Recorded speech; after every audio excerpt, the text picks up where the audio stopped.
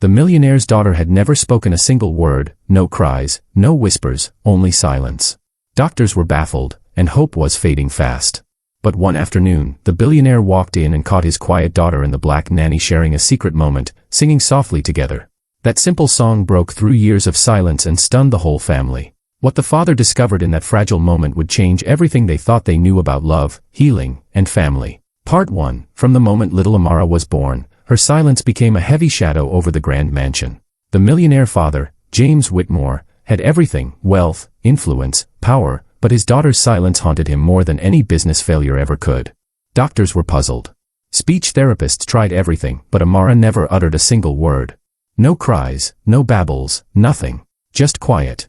A quiet that seemed to echo through the marble halls, filling the family with unanswered questions and growing despair. James's wife, Claire, was devastated. She watched their daughter with tear-filled eyes every day, desperate for any sign of hope. The house was filled with specialists and equipment, but nothing broke through Amara's silence. To the outside world, they were a perfect family. But behind closed doors, the pain was real and raw. One thing everyone agreed on was that Amara loved her nanny, Rosa. Rosa was a kind black woman from a humble background, hired to care for Amara when she was just a newborn. She had a gentle way about her, a calm strength that seemed to soothe the little girl like no one else could. While doctors and therapists came and went, Rosa was always there, patient, loving, and steady. Though Amara never spoke, Rosa often hummed lullabies or softly sang songs, rocking the girl to sleep. At first, James barely noticed. To him, Rosa was just an employee, a helper. He never imagined that Rosa's simple kindness would become the thread that might pull his daughter back from the silence that enveloped her. Weeks turned to months, and the quiet in the house grew heavier. James became more withdrawn.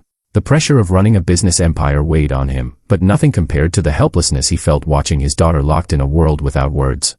One late afternoon, as the sun dipped behind the city skyline, James was returning home early from a stressful meeting. He had left the house with a heavy heart and a mind full of worries. But as he stepped quietly down the corridor toward Amara's room, something stopped him in his tracks. He heard it, a soft, fragile sound weaving through the air like a warm breeze. It was a melody. A lullaby. Curious, James followed the sound until he reached the doorway of Amara's nursery. What he saw stopped his breath.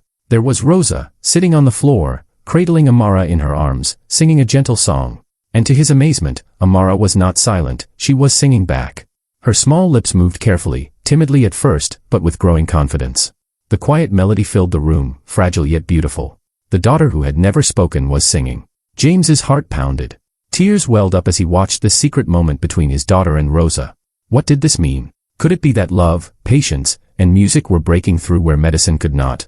He stepped back silently, afraid to disturb the fragile magic unfolding before him. For the first time in years, hope flickered in his chest. But little did he know, this was only the beginning of a journey that would change everything he believed about family, healing, and the true power of connection. After that unforgettable afternoon, James could not stop thinking about what he had seen. For years, his daughter Amara had been wrapped in silence, no words, no cries, just an empty quiet that clawed at his heart. But hearing her sing, even if just a few soft notes, shattered everything he thought he knew. It was a miracle he had never dared to imagine. The next day, James waited until the house was still, then quietly made his way to Amara's nursery. Through the slightly open door, he heard the faintest sound, the soft hum of a lullaby. There was Rosa, the black nanny everyone barely noticed, sitting on the floor with Amara nestled against her chest. And there, for the first time, was Amara's voice, barely a whisper, but undeniably there, weaving through the melody Rosa was singing. James felt a strange mix of emotions. Gratitude, awe, and something deeper, an unspoken guilt he could not name. He had always seen Rosa as just an employee, someone who cleaned, fed, and cared for his daughter. But now, he realized, she was much more. She was the only person who could reach Amara's silent soul. Rosa looked up and caught James watching them. Instead of fear or embarrassment, her eyes held quiet strength. She sings because she feels safe, Rosa said softly. Words come from the heart, not the mouth. She's found her voice in music. James swallowed hard. How many times had he pressured doctors and therapists to fix Amara? But here, in this simple nursery, a humble nanny was doing what no expert could. He felt a sudden surge of protectiveness, not just for Amara, but for Rosa, too. He vowed to himself to support this fragile bond. Yet, beneath his resolve, a quiet battle stirred inside him. Could he truly accept Rosa, a woman so different from his world, as part of his family's healing? Could he let go of old prejudices that whispered in his mind? The days that followed were filled with a new rhythm. Rosa spent hours with Amara, singing songs from her childhood, teaching her to hum and then to sing aloud. Slowly, Amara's voice grew stronger, carrying hope into the lonely corners of the mansion. James found himself drawn to those melodies, often standing outside the nursery, tears threatening to spill as he listened to his daughter's voice rise like a fragile bloom breaking through a long winter. But in the silence between songs, questions gnawed at him. How had this secret escaped his notice for so long? What would his wife say if she knew the truth, that the key to their daughter's voice was not in the doctors or the machines, but in the heart of their black nanny? James's world was about to be shaken in ways he never expected. The song that healed his daughter would soon reveal deeper truths, about love, trust, and the barriers that money and status could never overcome. The mansion, once cold and distant, began to feel different. There was a new warmth in the air, an invisible thread woven by the melodies that floated softly from Amara's room. James found himself hoping for those moments more than anything else. Yet, the house still held its secrets, and not everyone was ready for the change. Claire, James's wife, remained distant. She had watched their daughter's silence grow into a quiet despair, and while she appreciated Rosa's efforts, she clung stubbornly to the medical treatments and therapies. To Claire, Rosa was still just the nanny, a caretaker who did not belong in their privileged world. One afternoon, as James sat in the study, he overheard a tense conversation between Claire and Rosa. Claire's voice was sharp, her tone edged with frustration. "Rosa, you must understand this isn't enough. Amara needs professionals, speech therapists, not just lullabies and singing." Rosa's reply was calm but firm. "Mrs. Whitmore, I love Amara like my own. Sometimes, healing comes from places no doctor can reach. Her silence is not just physical, it is a shadow in her heart." James clenched his fists. He knew Claire's pain was real, but her refusal to see what Rosa was doing was a wall between them all. He wanted to speak up, to defend Rosa, but he held back, knowing that this was a delicate moment. That evening, James decided to spend time with Amara and Rosa himself. He entered the nursery quietly, and this time, he joined the circle on the floor. Rosa smiled and began to sing softly. Amara's small hand reached out to his, and for the first time, James felt a connection that transcended words. As they sang together, James saw something remarkable.